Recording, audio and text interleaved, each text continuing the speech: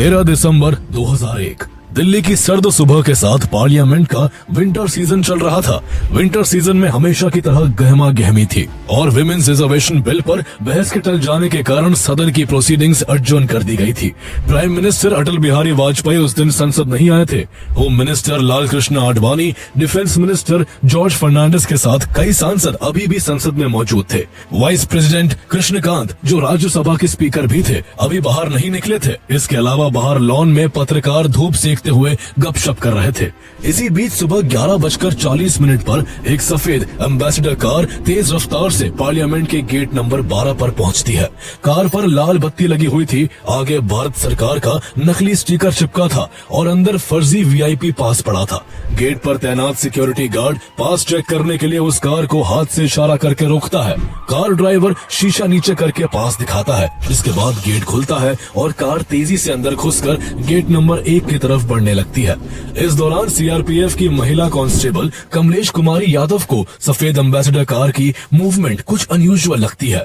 कमलेश कुमारी इस गाड़ी की तरफ दौड़ती है और अपने आर्म्स को खोलकर उसे रोकने की कोशिश करती है। उस सफेद एम्बेसडर कार में बैठे लोगों को यह देख कुछ समझ नहीं आता और कंफ्यूजन में वो गाड़ी वाइस प्रेसिडेंट के कॉन्वॉय की एक गाड़ी से टकरा जाती है। इससे पहले कि कोई कुछ समझ पाता, कार के दरवाजे एक साथ खुलते हैं और उसमें से 5 हथियारबंद लोग बाहर कूद पड़ते हैं।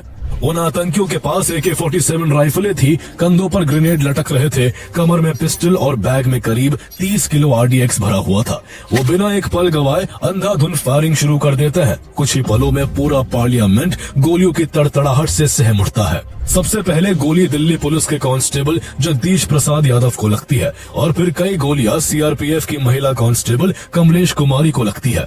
गोली लगते ही वो जमीन पर गिर पड़ती है, लेकिन अपनी जान गंवाने से पहले वो अपने वॉकी टॉकी से साथी सुरक्षा कर्मियों को सतर्क कर देती है। उनकी इस बहादुरी और चेतावनी ने अन्य सुरक्षा कर्मियों को सतर्क होने और सांसदों को दरवाजे बंद करने का क्रूशियल टाइम दे दिया।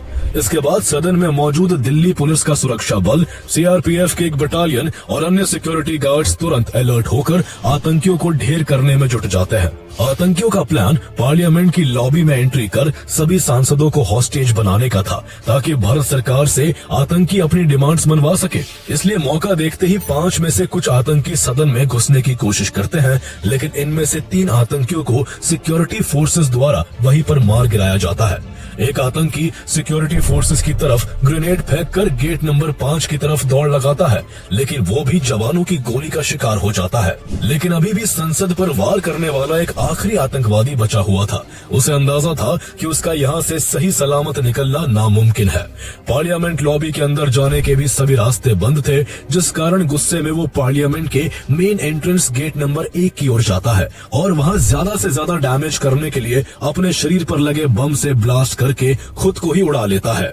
चारों ओर धुआं और बारूद की गंध फैल जाती है। हर कोई डरा हुआ था। मीडिया हर खबर को लगातार टेलीकास्ट कर रही थी, जिससे पूरा देश इस भयंकर गोलीबारी को दिल थाम कर देख रहा था। जवानों और आतंकियों के बीच शुरू हुआ ये एनकाउंटर 45 मिनट तक चलता है, जिस बीच संसद परिसर युद्ध क्षेत्र बन गया था। पहले गोलियों की आवाज, ग्रेनेड के धमाके और चीखें थी, लेकिन फिर वहाँ एक अजीब सी खामोशी फैल गई। जब धुआं छटा तो 5 आतंकवादी मारे जा चुके थे, लेकिन इसकी कीमत भी भारी थी। इस पूरे हमले में दिल्ली पुलिस के 5 जवान, सीआरपीएफ की बहादुर महिला कांस्टेबल कमलेश कुमारी, राज्यसभा के 2 कर्मचारी, एक माली और एक जर्नलिस्ट की भी जान चली गई। भले ही इस हमले में किसी सांसद को खरोच तक नहीं आई, लेकिन इस हमले की असली चोट कहीं और लगी थी। ये हमला सिर्फ एक इमारत पर नहीं था, ये हमला भारत की आत्मा पर था। वही जगह जहां भारत का अतीत सच के साथ टकराता है, जहां देश का वर्तमान तय होता है और जहां भारत का भविष्य लिखा जाता है। उसी लोकतंत्र के पवित्र मंदिर को आतंकियों ने निशाना बनाया था। सबसे खौफनाक सच्चाई ये थी कि इस हमले के पीछे कोई और नहीं बल्कि पाकिस्तान की इंटेलिजेंस एजेंसी ISI का सीधा हाथ था। ISI ने इसे अंजाम देने के लिए लश्कर-ए-तैयबा और जैश-ए-मोहम्मद जैसे पाकिस्तान बेस्ड टेररिस्ट ग्रुप्स का सहारा लिया था। यानी ये सिर्फ एक आतंकी हमला नहीं था, ये भारत के लोकतंत्र को घुटनों पर लाने की एक सोची समझी स्टेट स्पॉन्सर्ड कॉन्स्पिरेसी थी। Parliament, the heart of the nation's democracy, was targeted in one of the most audacious terror attacks in the history of India. The firing lasted for over 30 minutes, in which all 5 terrorists were killed, along with 8 security personnel, including Delhi police officers. personnel of the Central Reserve Police Force and a gardener. The police said the attack was a joint operation carried out by two Pakistani-based terrorist groups, Lashkar-e-Toiba and Jaish-e-Mohammed. India demanded that Pakistan stop the activities of terror outfits, Lashkar-e-Toiba and Jaish-e-Mohammed organizations. It subsequently led to Operation Parakram, an 11-month-long border standoff between India and Pakistan.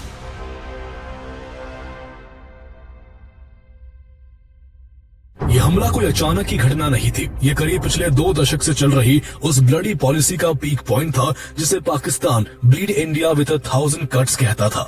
1989 से ही पाकिस्तान ने कश्मीर में आतंकवाद का सहारा लेकर proxy war शुरू कर दी थी। हजारों युवाओं को ट्रेनिंग कैंप्स में तैयार किया गया, हथियार दिए गए और घुसपैठ कराई गई। 1990 का पूरा दशक भारत के लिए खून का दशक था। हर साल दर्जनों आतंकी घटनाएं, बम धमाके, ग्रेनेड हमले होते रहते थे। इस बीच 1998 में भारत के पोखरण 2 में न्यूक्लियर टेस्ट के बाद पाकिस्तान भी परमाणु टेस्ट करके खुलेआम न्यूक्लियर पावर वाला देश बन गया। अब दोनों पड़ोसियों के पास दुनिया की सबसे बड़ी और भयानक ताकत आ चुकी थी।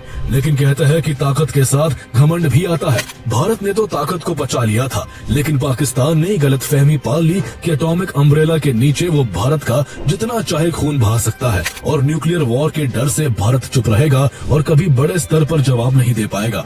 1999 में कारगिल वॉर ने इस गलतफहमी को और पुख्ता कर दिया। इस दौरान पाकिस्तानी फौज ने कारगिल द्रास की ऊंची चोटियों पर कब्जा कर लिया था, लेकिन भारत के जवानों ने अपनी जान पर खेलकर पाकिस्तान फौज से एक एक चोटी वापस छीनी और उनको बुरी मात दी।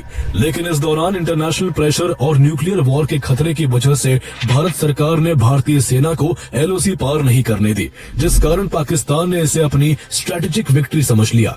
उसे लगा कि परमाणु हथियार उसकी ढाल है, जिससे उसके उकसावे और बढ़ गए। इसके बाद भारत के लिए वो मनहूस दिन आया जब पाकिस्तानी आतंकियों ने 24 दिसंबर 1999 को इंडियन एयरलाइंस की फ्लाइट IC-814 को हाईजैक कर लिया और मजबूरी में भारत को उमर शेख और मुश्ताक जरगर समेत सबसे खतरनाक आतंकी मसूद अजहर को भी छोड़ना पड़ा। इसके बाद मसूद अजहर ने पाकिस्तान लौटकर जैश-ए-मोहम्मद बना लिया। हाफिज सईद का लश्कर-ए-ताइबा पहले से ही एक्टिव था। दोनों संगठनों को ISI का पूरा सपोर्ट और प्रोटेक्शन था। 2001 में पाकिस्तान की तरफ से प्रोवोकेशन पीक पर पहुंच गए। पार्लियामेंट अटैक से करीब 5 महीने पहले जुलाई 2001 में Indian prime minister Atal Bihari Vajpayee और पाकिस्तान प्रेसिडेंट परवेज मुशर्रफ के बीच आगरा समिट हुआ था, लेकिन मुशर्रफ ने प्रेस कॉन्फ्रेंस में अपने इस खून खराबे को जंग आजादी बताया, जिसकी वजह से आगरा समिट बेनतीजा रहा। इसके बाद 1 अक्टूबर 2001 को जैश-ए-मोहम्मद ने श्रीनगर में जम्मू कश्मीर विधानसभा पर आत्मघाती हमला किया। इस हमले में 38 लोगों की जान चली गई, लेकिन पाकिस्तान की सरकार पर उस समय अमेरिका का हाथ था। इसलिए भारत ने अमेरिका से कहा, अगर पाकिस्तान पर लगाम नहीं लगाई गई तो भारत खुद कार्रवाई करेगा। अमेरिका जानता था कि भारत इस बार सिर्फ धमकी नहीं दे रहा, क्योंकि भारत पहले ही कारगिल वॉर समेत पाकिस्तान के कई आतंकी हमलों को बर्दाश्त कर चुका था और भारत का सब्र अब टूट रहा था। इसलिए अमेरिका ने नजर रखने का वादा तो किया, लेकिन हकीकत इससे मीलों दूर थी। अमेरिका के इस वादे के ठीक 2 महीने बाद पाकिस्तान ने 13 दिसंबर 2001 को भारत के लोकतंत्र के पवित्र मंदिर पर हमला करवा दिया। पाकिस्तान का यह हमला भारत की sovereignty, self respect and patience की आखिरी सीमा पर था, जिसके बाद भारत के लिए अब सहने की कोई गुंजाइश नहीं बची थी। अब पानी सर से ऊपर जा चुका था और भारत चुप नहीं रहने वाला था। 13 दिसंबर 2001 की शाम ढलते ढलते दिल्ली का तापमान और नीचे गिर गया, लेकिन 7 रेस कोर्स रोड के अंदर गर्मी चरम पर थी। शाम को प्रधानमंत्री अटल बिहारी वाजपेयी ने एक इमरजेंसी मीटिंग बुलाई, जिसमें home minister Lal Krishna Advani, defence minister George Fernandes, foreign minister Jaswant Singh, finance minister Yashwant Sinha, national security adviser Brajesh Mishra और तीनों आर्मी चीफ्स मौजूद थे। इंटेलिजेंस रिपोर्ट्स एक के बाद एक टेबल पर रखी जा रही थी। इन रिपोर्ट्स में साफ साफ लिखा था कि यह हमला जैश-ए-मोहम्मद और लश्कर-ए-ताइबा का जॉइंट ऑपरेशन था, जिसे पाकिस्तान की खुफिया एजेंसी ISI का पूरा सपोर्ट एंड प्रोटेक्शन मिला हुआ था। आतंकवादियों के पास पाकिस्तानी पासपोर्ट्स थे, उनके सैटेलाइट फोन के सिग्नल पाकिस्तान से आए थे और ISI के हैंडलर्स के साथ उनकी लगातार बातचीत के सबूत भी मौजूद थे। इस तरह सब कुछ एकदम साफ था। प्रधानमंत्री अटल बिहारी वाजपेयी ने लंबी खामोशी के बाद सिर्फ इतना कहा, बस बहुत हो गया, अब जवाब देना है। उस एक लाइन ने भारत की नीति हमेशा के लिए बदल दी। उस रात रक्षा मंत्रालय में लाइटें पूरी रात जलती रही। अगले कुछ दिनों में जो कदम उठे वो 1971 के बाद सबसे तेज और सबसे सख्त थे। विदेश मंत्रालय ने पाकिस्तान में भारत के हाई कमिश्नर को तुरंत वापस बुला लिया और समझौता एक्सप्रेस और दिल्ली लाहौर बस सेवा अनिश्चित काल के लिए बंद कर दी गई। हवाई क्षेत्र के ओवरफ्लाइट राइट्स कैंसिल कर दिए गए, जिससे अब पाकिस्तानी विमान भारत के ऊपर से नहीं उड़ सकते थे। ये सिर्फ इकोनॉमिक एंड डिप्लोमेटिक ब्लॉकेड की शुरुआत थी। पाकिस्तान को संदेश साफ था कि अब उसके साथ भारत कोई संबंध नहीं रखेगा। भारत समझ चुका था कि अब स्टेटमेंट्स, डिप्लोमेटिक नोट्स और इंटरनेशनल प्रेशर से कुछ नहीं होने वाला है। पाकिस्तान बैक्ड टेरर मशीनरी को रोकने का सिर्फ एक ही तरीका था कि उसके ऊपर इतना मिलिट्री प्रेशर डाला जाए कि उसके कदम कांप उठे। इसी सोच के साथ इंडिया ने वो कदम उठाया जिसने पाकिस्तान की नींद उड़ाकर रख दी। 18 दिसंबर 2001 की सुबह कैबिनेट कमेटी ऑन सिक्योरिटी ने इंडियन फोर्सेस को पाकिस्तान से सटे बॉर्डर्स पर फुल स्केल मिलिट्री मोबिलाइजेशन का आदेश दे दिया। पाकिस्तान को सबक सिखाने के लिए इसका नाम ऑपरेशन पराक्रम रखा गया। यह भारतीय सेना के जज्बे और देश के लिए मर मिटने वाले हौसले की मिसाल बनने वाला था और अब दुनिया भारतीय सेनाओं के पराक्रम को देखने वाली थी। 18 दिसंबर 2001 की सुबह से ही पूरे भारत की धरती मानो चलने लगी थी। रातों रात पूरे देश में एक साथ मिलिट्री कॉन्वॉयज को लेकर सैकड़ों ट्रेनें दौड़ने लगी। हाईवे पर किलोमीटर लंबी टैंक कॉलम तेजी से सीमा की ओर बढ़ने लगी। ऑपरेशन पराक्रम जोर शोर से शुरू हो चुका था। करीब 5 से 8 लाख भारतीय सैनिक एक साथ वेस्टर्न फ्रंट की ओर बढ़ने लगे। ये 1971 के बाद का सबसे बड़ा और सबसे तेज मिलिट्री मोबिलाइजेशन था। ये मोबिलाइजेशन इतना बड़ा था कि रेलवे मिनिस्ट्री को सिविलियन ट्रैफिक लगभग बंद करना पड़ा। 750 से 800 स्पेशल मिलिट्री ट्रेनें दिन रात चलती रही। हर ट्रेन में tank, BMP infantry vehicles, heavy artillery guns, bridging equipment, engineering units, medical columns और हजारों सैनिक भरे थे। ये मूवमेंट इतना बड़ा था कि भारतीय रेलवे सिस्टम ने इसे वॉर लेवल प्रायोरिटी पर चलाया। राजस्थान, पंजाब, गुजरात और जम्मू कश्मीर की सरहदें अब टैंकों, तोपों और जवानों से भरने लगी। यानी जहां जहां भारत की सीमा पाकिस्तान से लगती थी, वहां वहां अब भारतीय सेना भारी मात्रा में सब तरह के हथियारों से लैस होकर तैनात हो गई। जहां पहले खाली रेत और खेत थे, अब वहां defensive minefields, artillery gun positions, dugouts, observation posts and armoured staging zones बन चुके थे। गांव के गांव खाली करवा दिए गए क्योंकि माहौल देखकर साफ पता चल रहा था कि एक बहुत बड़ी जंग किसी भी पल छिड़ सकती है। सबसे अहम इंडिया के तीनों स्ट्राइक कॉर्प्स थे, जिनमें मथुरा की 1 कॉर्प्स, अंबाला की 2 कॉर्प्स और भोपाल की 21 कॉर्प्स शामिल थे। ये वही फॉर्मेशंस थी जिन्हें किसी भी बड़े ऑफेंसिव ऑपरेशन के लिए तैयार रखा जाता है। जनरली ये तीनों स्ट्राइक कॉर्प्स सेंट्रल और ईस्टर्न इंडिया में तैनात रहती थी, लेकिन ऑपरेशन पराक्रम के चलते इन्हें रातों रात बिना किसी देरी के वेस्टर्न फ्रंट की ओर रवाना कर दिया गया। टैंक, तोपें, मिसाइलें, लाखों टन गोला बारूद सब कुछ एकदम से पाकिस्तान की सीमा की तरफ चल पड़ा। जहां जमीन पर भारतीय फौज पाकिस्तान का गला पकड़ने के लिए सीमा पर तैनात हो रही थी, तो वही आसमान में भी भारतीय तैयारी पूरी तरह बदल चुकी थी। इंडियन एयरफोर्स ने कुछ ही दिनों में अपने सभी फॉरवर्ड एयर बेसिस को फुल वॉर मोड पर शिफ्ट कर दिया। जोधपुर, भुज, उत्तरलाई, अवंतीपुरा, अंबाला और श्रीनगर सारे फॉरवर्ड एयर बेस एक्टिवेट हो गए और इन बेसों पर रातों रात एक्टिविटी कई गुना बढ़ गई। फाइटर जेट्स को लाइव एम्यूनेशन से आर्म किया गया। MiG-29, मिराज 2000 और जैगुआर स्क्वाड्रन्स को स्ट्राइक मिशंस के लिए अलर्ट पर रख दिया गया। पायलट दिन रात सिमुलेशन फ्लाई कर रहे थे। Low level attack runs, night bombing profiles and precision strike rehearsals, सब कुछ ऐसे किया जा रहा था जैसे जंग का आदेश कभी भी आ सकता है। रेडार स्टेशंस को भी हाई अलर्ट पर डाल दिया गया। एक भी पाकिस्तानी विमान सीमा के पास दिखता तो तुरंत इंटरसेप्ट करने का ऑर्डर था। हवा में हर समय कॉम्बैट एयर पेट्रोल्स CAP तैनात थी, जिससे वेस्टर्न स्काई एक तरह से कांस्टेंट सर्विलेंस जोन बन चुका था। जहां जमीन और हवा में तैयारी थी, तो वही समुद्र में भी माहौल बिल्कुल बदल चुका था। इंडियन नेवी ने चुपचाप अपना सबसे इफेक्टिव प्रेशर पॉइंट एक्टिवेट कर दिया। मुंबई और कोची से निकलकर वेस्टर्न फ्लीट और सदर्न नेवल कमांड के जहाज अरेबियन सी में स्ट्रेटेजिक पोजीशंस पर डिप्लॉय हो गए। Destroyers, frigates, missile corvettes and submarines ने मिलकर पाकिस्तान के सभी मैरीटाइम रूट्स पर नजर गड़ा दी। इस तरह बिना फॉर्मल अनाउंसमेंट के एक नेवल ब्लॉकेड पोस्टर तैयार कर दिया गया था, ताकि जरूरत पड़ने पर पाकिस्तान के कराची पोर्ट तक सप्लाई पहुंचाना लगभग नामुमकिन हो जाए। लैंड, एयर और सी तीनों तरफ भारत के इस मैसिव बिल्डअप ने पाकिस्तान के अंदर हड़कंप मचा दिया। भारतीय टैंक, तोपे, मिसाइलें और स्ट्राइक कॉर्प्स जिस तेजी से बॉर्डर की ओर बढ़ रहे थे, उसे देखकर पाकिस्तान को समझ आ गया कि इस बार बात सिर्फ चेतावनी तक सीमित नहीं रहेगी। घबराकर पाकिस्तान ने भी अपनी सेना को फुल स्केल मोबिलाइज कर दिया। उसके करीब 3 लाख सैनिक गोला बारूद के साथ बॉर्डर पर तैनात कर दिए गए। पंजाब और सिंध के रेगिस्तानी इलाकों में दोनों तरफ तेजी से माइनफील्ड्स बिछाए जाने लगे, ताकि अगर युद्ध छिड़े तो किसी भी तरफ का आर्मर आगे ना बढ़ पाए। कुछ ही हफ्तों में हालात ऐसे हो गए कि दोनों देशों की 10 लाख से भी ज्यादा सैन्य टुकड़ियां आमने सामने खड़ी थी। टैंक टैंकों के सामने और तोपे तोपों के सामने थे। एयरबेस को देख रहे थे, मानो बस आदेश मिलते ही एक भयंकर युद्ध भड़क उठेगा। ये दुनिया के इतिहास का one of the biggest military stand offs बन गया और पहली बार 2 न्यूक्लियर आर्म देश इतने करीब आकर खड़े हो गए कि पूरी दुनिया की सांसें थम गई। भारत का संदेश बिल्कुल साफ था कि अगर तुम हमारे लोकतंत्र पर हमला करोगे तो हम सिर्फ आतंकियों को नहीं, उस पूरी व्यवस्था को मिटा देंगे जिसने उन्हें भेजा था।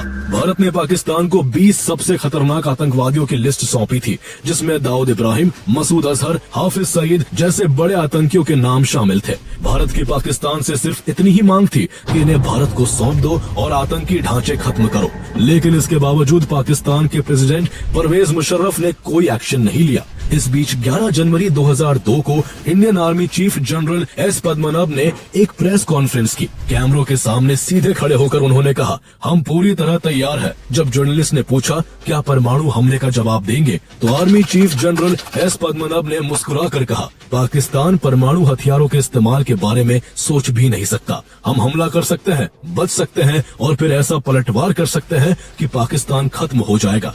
ये एक बहुत बड़ा जुआ था जिससे भारत कतराता रहा था, लेकिन भारत जिस डेडलॉक सिचुएशन से गुजर रहा था उसका यही एकमात्र ऑप्शन था। उस एक प्रेस कॉन्फ्रेंस ने दुनिया को बता दिया कि भारत अब पीछे नहीं हटने वाला है। पाकिस्तान भी इस प्रेस कॉन्फ्रेंस को देखकर समझ गया था कि भारत अब बड़ा कदम उठाने वाला है। बॉर्डर्स पर भारतीय टैंकों की गड़गड़ाहट और भारतीय फाइटर जेट्स की आसमान में गश्त से पाकिस्तान की हालत पहले ही खराब हो गई थी। इसके अलावा उसके ऊपर अमेरिका भी लगातार दबाव बना रहा था। उस समय अमेरिका की सबसे बड़ी प्राथमिकता अफगानिस्तान थी। 9/11 के बाद अमेरिका ने तालिबान और अलकायदा पर फुल स्केल वॉर शुरू किया था और इस पूरे ऑपरेशन में पाकिस्तान उसकी सबसे जरूरी कड़ी था। जनरल परवेज मुशर्रफ ने अमेरिका को अपनी जमीन, मिलिट्री बेसेस, एयर कॉरिडोर्स और इंटेलिजेंस एक्सेस उपलब्ध कराया था। इसी वजह से अमेरिका हर साल पाकिस्तान को $2 अरब से ज्यादा की मिलिट्री और इकोनॉमिक एड दे रहा था। अगर इंडिया और पाकिस्तान के बीच युद्ध छिड़ जाता तो पाकिस्तान अपनी फौज को अफगान बॉर्डर से हटाकर इंडिया बॉर्डर पर भेज देता, जिससे अमेरिका का पूरा अफगानिस्तान मिशन कोलैप्स हो सकता था। इसलिए अमेरिका की पूरी कोशिश थी कि इंडिया पाकिस्तान वॉर के हालात बन ही ना पाए। इन सभी फैक्टर्स के चलते 12 जनवरी 2002 को परवेज मुशर्रफ ने लश्कर-ए-तैयबा और जैश-ए-मोहम्मद समेत 6 टेररिस्ट ऑर्गेनाइजेशंस को बैन कर दिया। इसके अलावा उन्होंने मसूद अजहर और हाफिज सईद को नजरबंद करने और पाकिस्तानी जमीन से आतंकवाद खत्म करने का वादा किया। इस तरह से पाकिस्तान के प्रेसिडेंट ने खुद पब्लिकली एक्सेप्ट कर लिया था कि पाकिस्तान की टेरिटरी पर आतंकवाद पनप रहा था। वेस्टर्न मीडिया ने इस स्पीच को एक मेजर शिफ्ट बताया और भारत सरकार को भी लगा कि उसकी कोएर्सिव स्ट्रैटेजी काम कर गई है। इससे भारत सरकार का रुख थोड़ा नरम पड़ गया। पहले भारत का प्लान था कि 14 जनवरी 2002 को पाकिस्तान पर एक हमला किया जाएगा, लेकिन मुशर्रफ के बयान के बाद इसे रोक दिया गया। 14 जनवरी को हमला न करने के पीछे एक वजह यह भी थी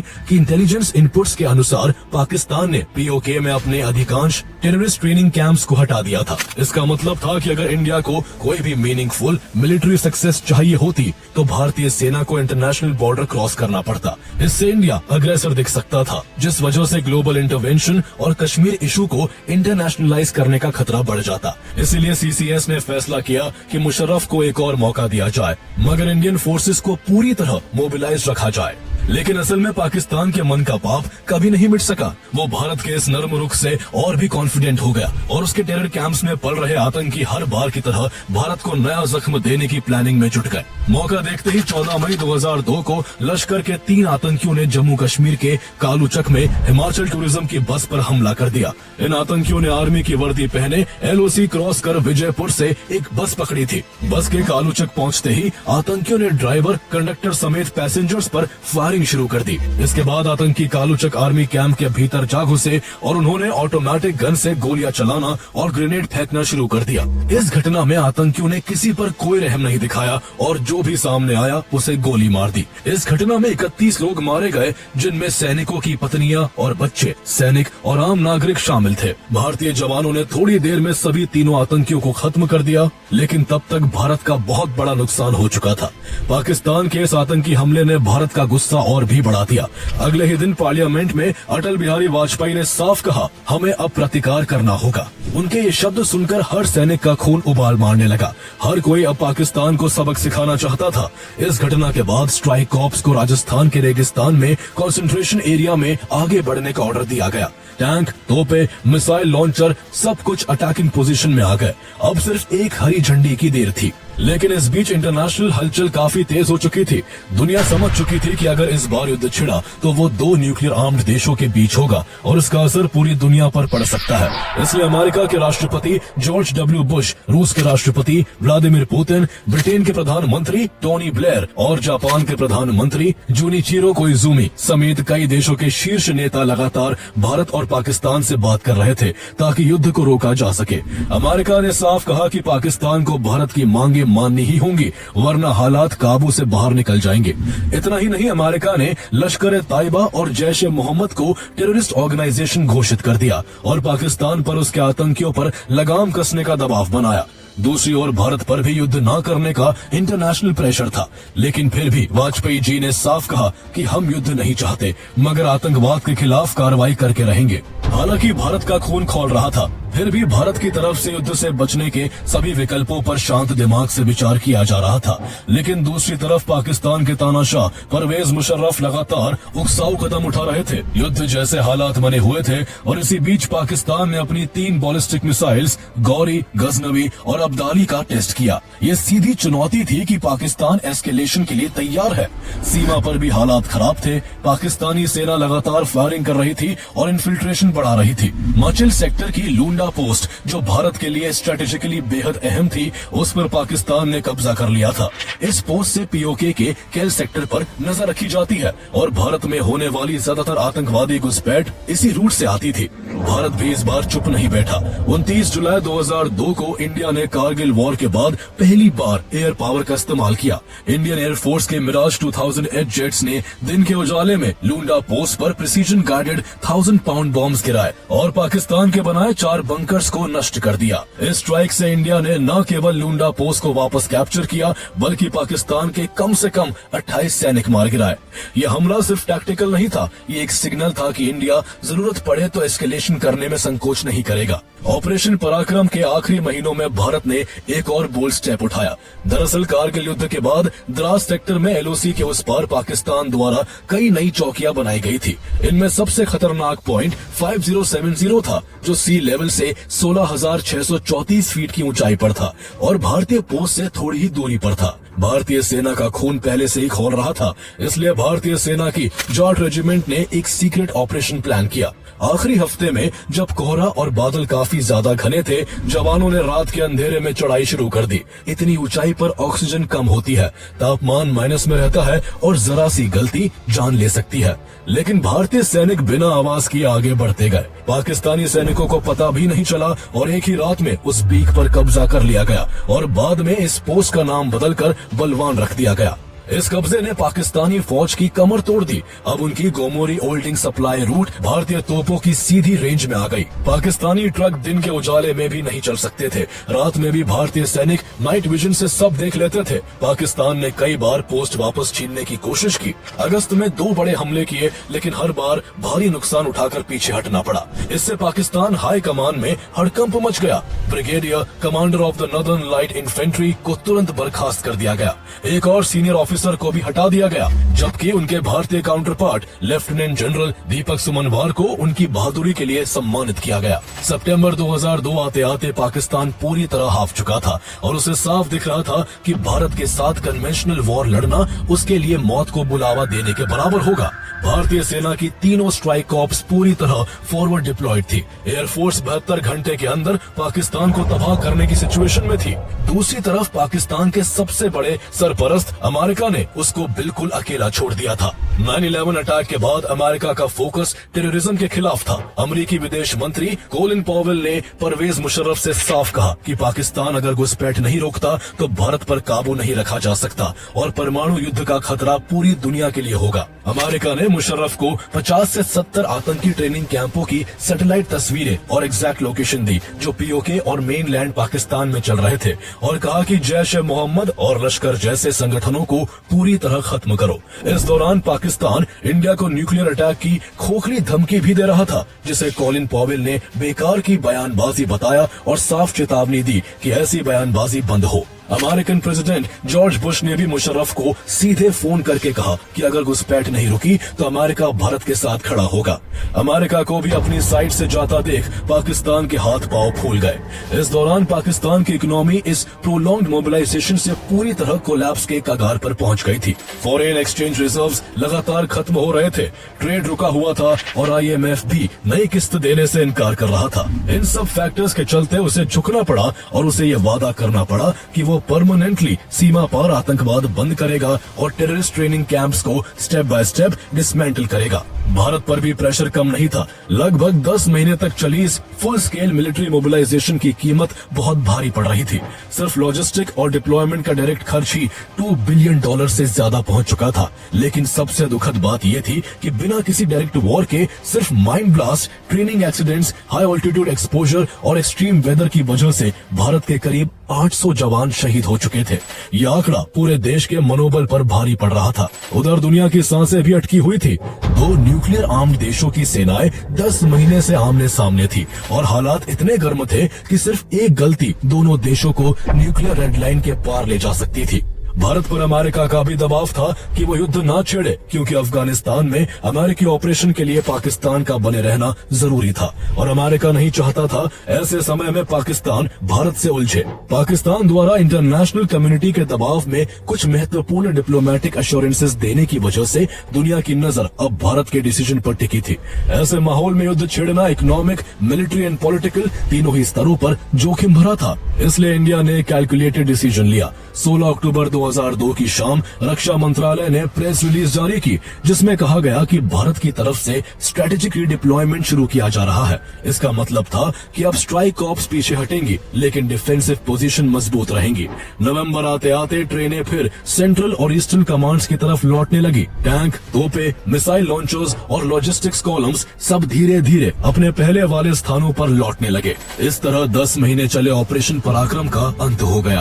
आगे पाकिस्तान ने सीज फायर एग्रीमेंट की पहल भी की और नवंबर 2003 में भारत और पाकिस्तान के बीच सीज फायर एग्रीमेंट साइन हो गया। ऑपरेशन पराक्रम और इस सीज फायर एग्रीमेंट का शुरू के कई साल काफी फायदा हुआ। 2002 से 2006 तक भारत और पाकिस्तान के जवानों के बीच एक भी बार गोलीबारी नहीं हुई। इस दौरान पाकिस्तान की तरफ से भारतीय सीमा में घुसपैठ में भी भारी कमी आई।